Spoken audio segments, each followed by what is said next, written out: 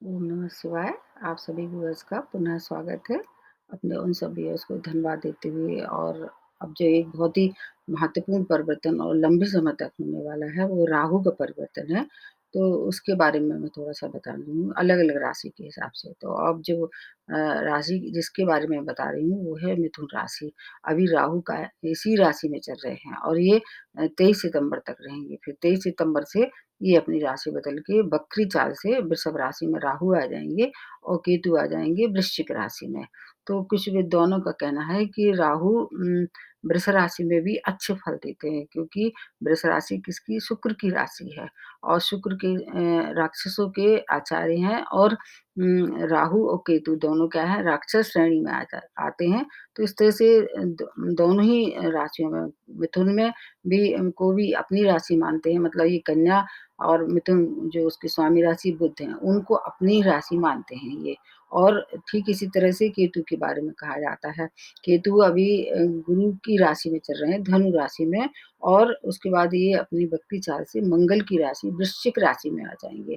तो शनि और जहाँ तक है, शनि अभी मकर मकर राशि में चल रहे हैं सभी की राशियों में, और गुरु बृहस्पति केतु के साथ हैं प्रत्येक राशि वालों के लिए। और ये जो बृहस्पति है, ये अपनी राशि नवंबर में बदल लेंगे। जबकि शनि क्या है, अभी लंबे समय तक आपकी राशि में रहने वाले हैं, वो भी किस भाव में? आपके अष्टम भाव में रहने वाले हैं। मिथुन राशि के बारे में बता रही हूँ मैं।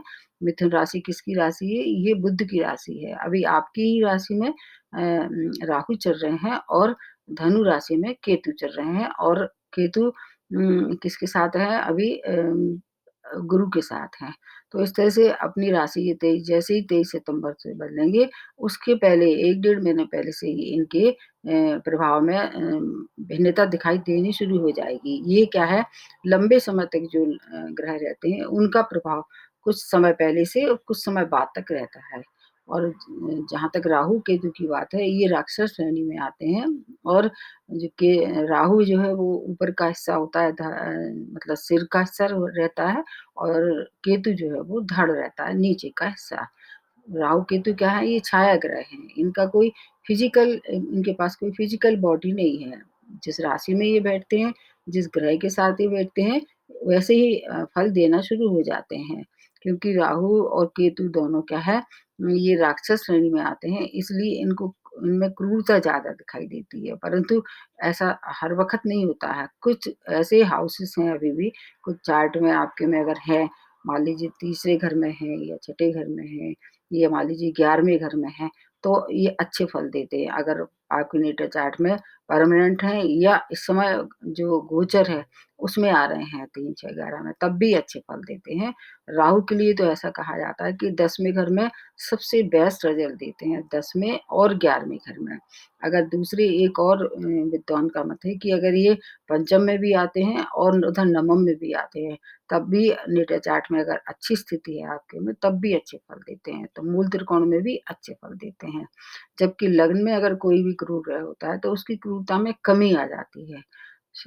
राहु को शनि की तरह मानते हैं कि बस थोड़ा-सा अंतर इतना है कि शनि हर चीज़ को डिले कर देते हैं, जबकि राहु में इसका उल्टा प्रभाव है। वो जो देते हैं, अचानक देते हैं। अगर वो अच्छा फल देते हैं, तो भी सडनली देते हैं, अगर वो खराब फल देते हैं, तब भी अचानक देते हैं।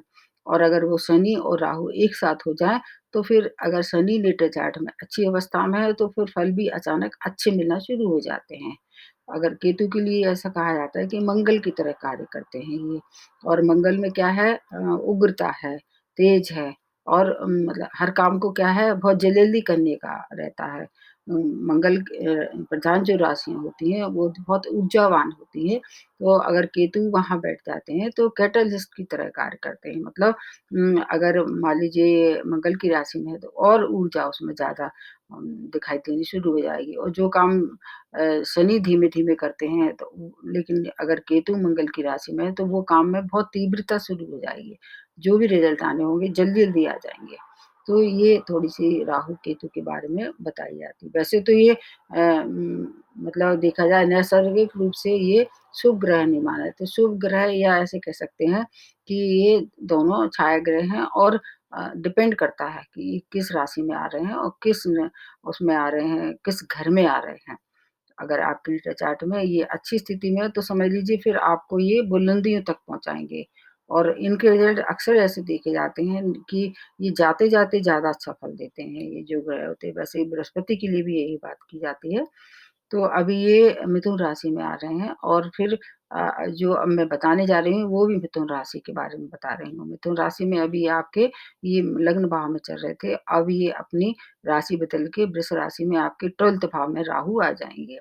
ठीक इसी तरह से आप केतु अभी आपके 7th भाव में गुरु के साथ बैठे हुए थे और फिर वो अपनी राशि बदल के वक्री चाल चलते हैं ये, इसलिए ये आपके छठे भाव में आ जाएँगे। अब इस दौरान अकेला यही बात पूरी नहीं होती है, ये अपने 3 नक्षत्रों से भ्रमण करेंगे। वो नक्षत्र हैं आपके मृगशिरा, रोहिणी और कृत्तिका। तो मृगशिरा नक्षत्र में जो मंगल का नक्षत्र है, रोहिणी नक्षत्र चंद्रमा का नक्षत्र है और कृत्तिका नक्षत्र सूर्य का नक्षत्र है। तो 3 नक्षत्रों में ये समय-समय से मैं उसका वीडियो अलग से बनाऊँगी, राहु विचरण करेंगे। जबकि केतु के लिए शुरू में ये ज्येष्ठा नक्षत्र में जो कि बुध का नक्षत्र है और अनुराधा नक्षत्र जो कि शनि का नक्षत्र है और विशाखा नक्षत्र जो कि गुरु का नक्षत्र है। तो ये क्या है अपना प्रभाव जो है वो बिल्कुल नक्षत्र के हिसाब से बिल्कुल अलग-अलग होगा इनका। ऐसा नहीं कि पूरी 1.5 साल अगर अशुभ हैं तो अशुभ ही रहेंगी या शुभ हैं तो शुभ रहेंगे। अगर आपका मतलब नक्षत्र से मेल खा रहा है, तब भी आपको जो प्रभाव है उसमें कुछ न कुछ भिन्नता दिखाई देगी। तो आप अपनी-अपनी जो चार्ट है उसमें आप अपना नक्षत्र आराम से देख सकते हैं।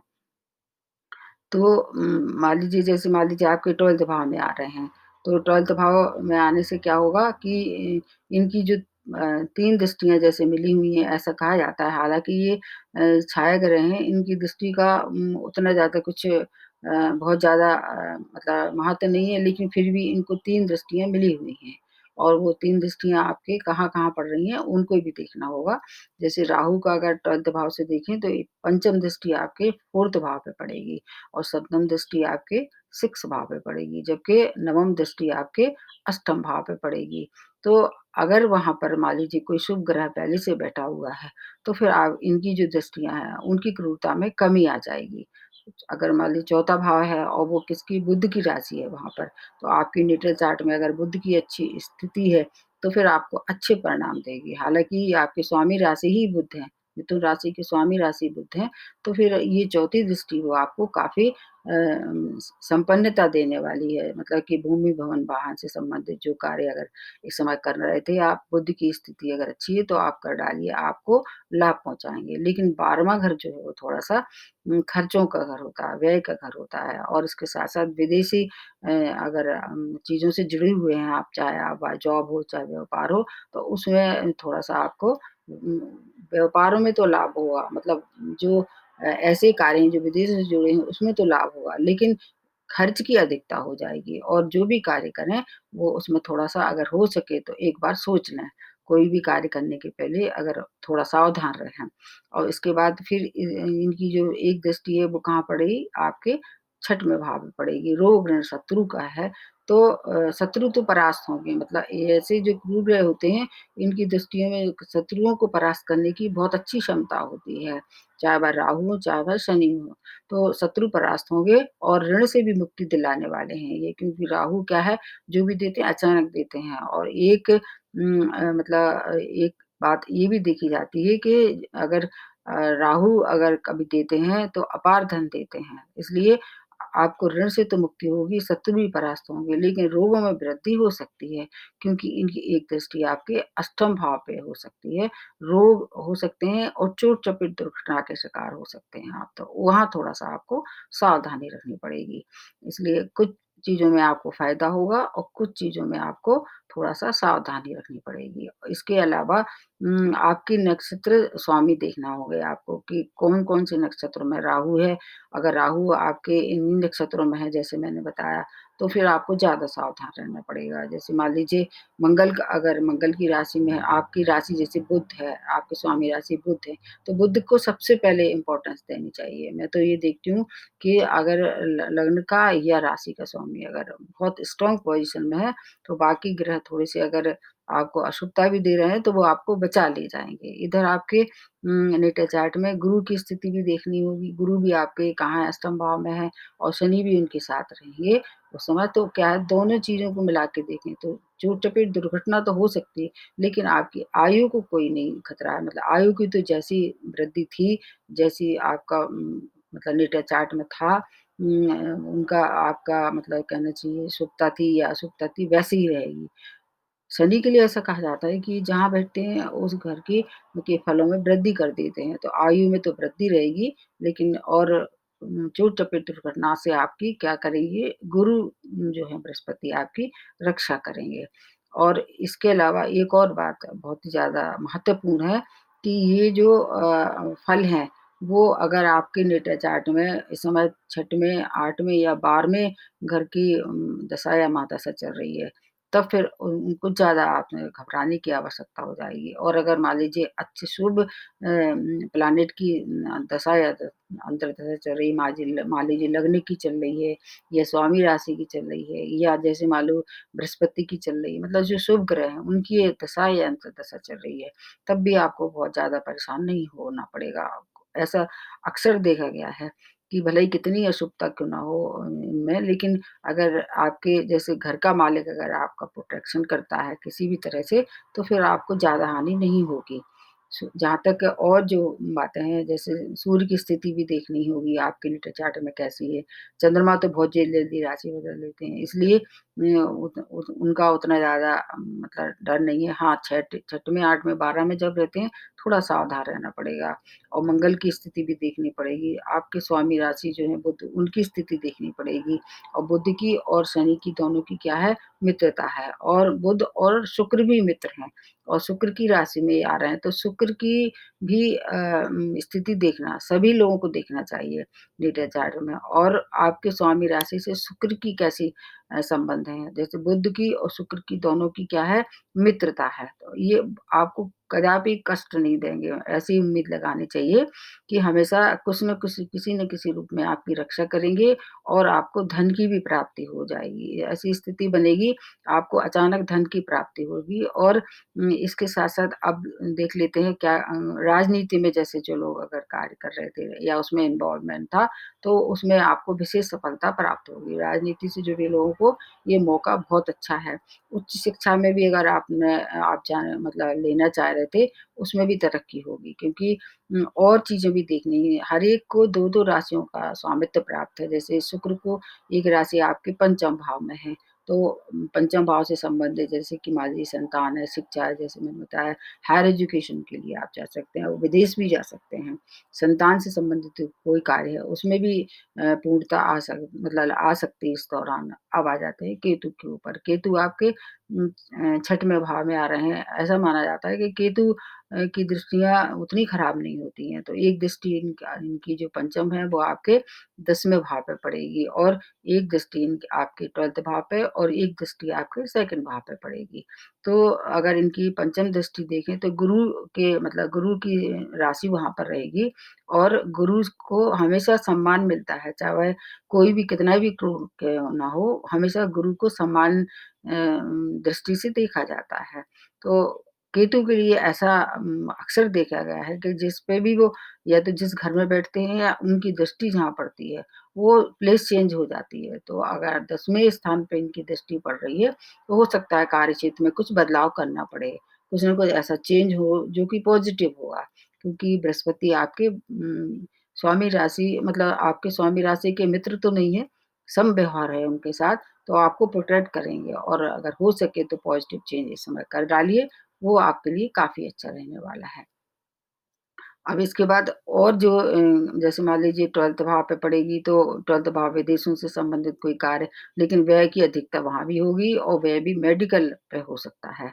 और एक दृष्टि इनकी पड़ेगी आपके 2nd भाव पे, तो धन की प्राप्ति कराएँगे। केतु क्या है, केतु अध्यात्म की ओर भी ले जाते हैं, तो 12वाँ घर किसका होता है, मोक्ष का होता है। वहाँ राहु पहले से ही विद्यमान है, तो अगर आपकी अध्यात्म में रुचि है और आप उस ओर अपना चाहें तो आगे अपनी प्रगति कर सकते हैं। मोक्ष जो है वो अल्टीमेट होता है जीवन का। अगर आदमी मोक्ष की प्राप्ति कर लेता है किसी भी तरह से या उसको उसका रास्ता अगर वो पकड़ लेता है, तो फिर उसके बाद सभी सुख क्या है वो बिल्कुल कहना चाहिए ज़ीरो हो जाते हैं। अगर मोक्ष में अगर कोई विश्वास रखता है, तो बाकी चीज़ों की शून्यता में आ जाती है। आपको अगर रुचि है तो इसमें इस समय ये सपोर्ट करने वाले हैं।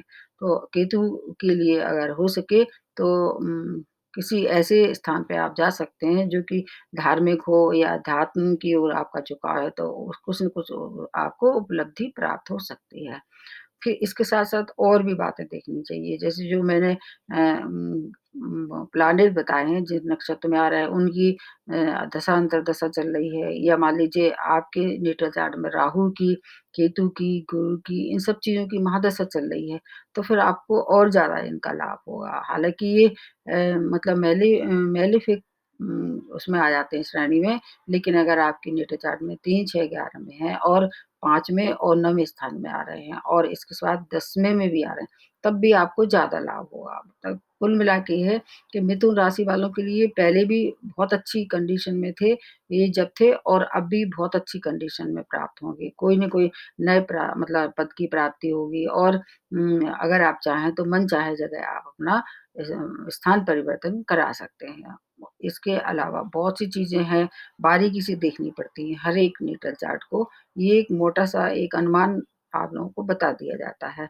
फिर भी अगर कोई परेशानी है तो फिर आप राहु का मंत्र भी कर सकते हैं और राहु का दान भी कर सकते हैं। राहु क्या है बहुत जल्दी मतलब प्रसन्न हो जाते हैं, शनि की तरह नहीं होते। इनकी मतलब जो प्रसन्नता है बहुत छोटी-छोटी चीज़ों में होती है। जैसे कि मान लीजिए एक ज़रूरतमंद है, ख़ासतौर से जो हैंडीकैप्ड लोग होते हैं, उनकी अगर आप सहायता करेंगे, तो राहु काफ़ी प्रसन्न हो जाएँगे और केतु के लिए भी ऐसा जाना जाता है कि केतु अगर मान लीजिए हनुमान जी की उपासना करेंगे या मंगल जैसे मंगल की राशि में आ रहे हैं, तो हनुमान जी आपको प्रोटेक्ट कर सकते हैं, हनुमान जी की उपासना करनी चाहिए।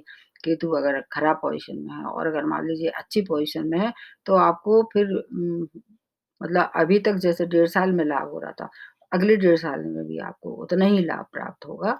तो मिथुन राशि वालों के लिए ये काफ़ी कुछ अच्छी सौगातें लेके आ रहे हैं। बस आपको थोड़ा-सा ध्यान रखना पड़ेगा चोट-चपेट दुर्घटना का और मतलब किसी से भी बेवजह आप मतलब वाद-विवाद ना करें। नहीं तो फिर वहाँ थोड़ी-सी आपको अपयश का शिकार होना पड़ सकता है। तो आज मिथुन राशि वालों के लिए इतना ही। नमस्ते और धन्यवाद।